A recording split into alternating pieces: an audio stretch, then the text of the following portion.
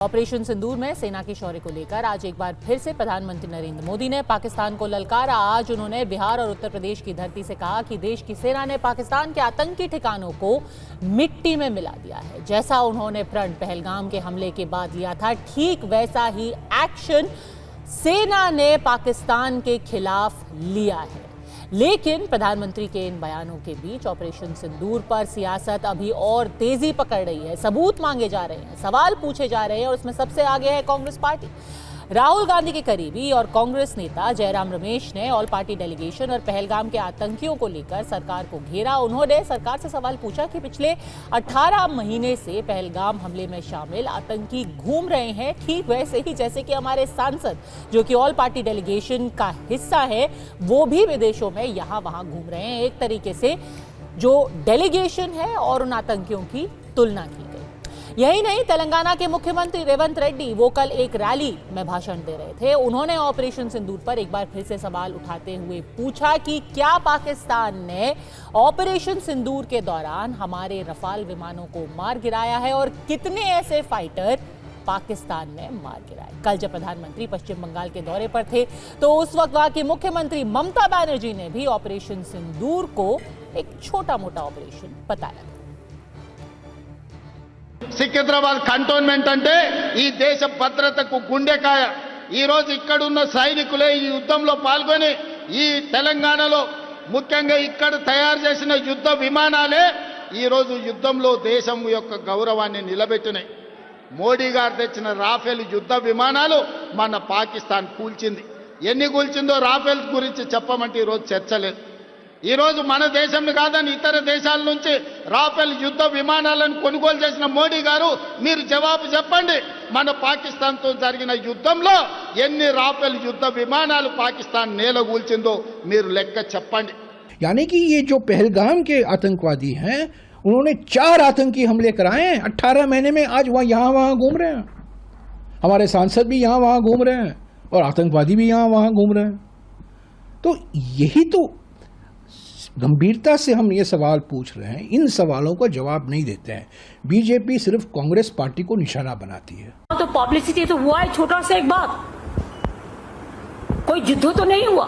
Is it the time for Narendra Modi, prime minister of this country, and his presence of him, his minister said like operation Sindoor they will do the Bengal operation also.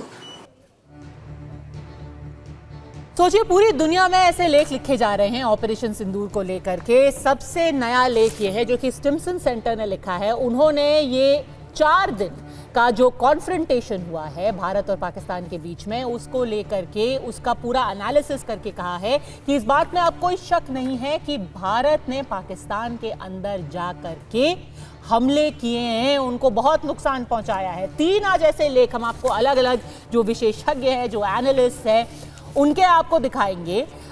कोई London में, कोई America में, सब ये बात मान रहे हैं कि ऑपरेशन सिंदूर पूरी तरीके से सक्सेसफुल था। पाकिस्तान को इससे कड़ा झटका लगा है, लेकिन भारत के अंदर अभी भी सवाल पूछे जा रहे हैं, सबूत मांगा जा रहा है। सवाल इस पर पूछे जा रहे हैं कि हमें कितना नुकसान हुआ। कोई पाकिस्तान से सबूत नहीं मांग रहा है कि आप बताइए, अगर आप कह रहे हैं कि आपने 5 भारतीय विमानों को मार गिराया है तो आपके पास क्या सबूत है। हमने तो सारी तस्वीरें दिखाई हैं, हमने सारी सैटेलाइट इमेजेस दिखाई हैं और इसी को लेकर के अब कांग्रेस पार्टी को, विपक्ष को बीजेपी घेर रही है। वो ये पूछ रहे हैं कि आखिर आप किसकी तरफ हैं, आप किसकी साइड हैं। आप जो सवाल भारत से पूछ रहे हैं वही सवाल आप पाकिस्तान से क्यों नहीं पूछते। राहुल गांधी पूछते हैं कितने रफाल गिराए, रमेश पूछते हैं कितने रफाल गिराए, रेवंत रेड्डी पूछते हैं बताओ कितने रफाल गिराए। ये जो पाकिस्तान के बब्बर हैं वो हिंदुस्तान के गब्बर हैं।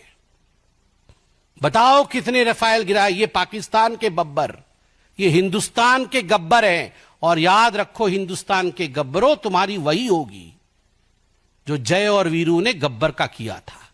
भारत का जय और भारत का वीरता, भारत की वीरता और भारत के जय के कारण गब्बर का पराजय निश्चिंत है। आज प्रधानमंत्री कुछ बातों का जवाब दें। ये आतंकी कब पकड़े जाएंगे, दूसरा सवाल प्रधानमंत्री के सामने यह है कि 8 बार यूएस के राष्ट्रपति ने बोला कि उन्होंने सीज फायर कराया, ट्रेड की धमकी देकर कराया। अमेरिका ने अपने कोर्ट में स्वॉन एफिडेविट में भी यह बात कही। तो प्रधानमंत्री इस पर चुप क्यों है? प्रधानमंत्री बोलते क्यों नहीं है? और तीसरा बड़ा सवाल आज इस बात का है कि आपकी विदेश नीति कितनी विफल है कि आज रूस पाकिस्तान के साथ $2.5 बिलियन का कॉन्ट्रैक्ट साइन कर रहा है, आज अमेरिका टर्की के साथ $300 मिलियन का मिसाइल कॉन्ट्रैक्ट साइन कर रहा है, जो टर्की पूरे वक्त पाकिस्तान के साथ खड़ा रहा, उसको शस्त्र दिए हमारे खिलाफ, और चाइना तो पाकिस्तान का हम प्याला हम निवाला हुआ पड़ा है। तो इस सब के बीच अड़ी का सवाल है बिल्कुल सीधा, जब दुनिया ने माना भारत का लोहा तो देश के अंदर ही सबूत की मांग क्यों?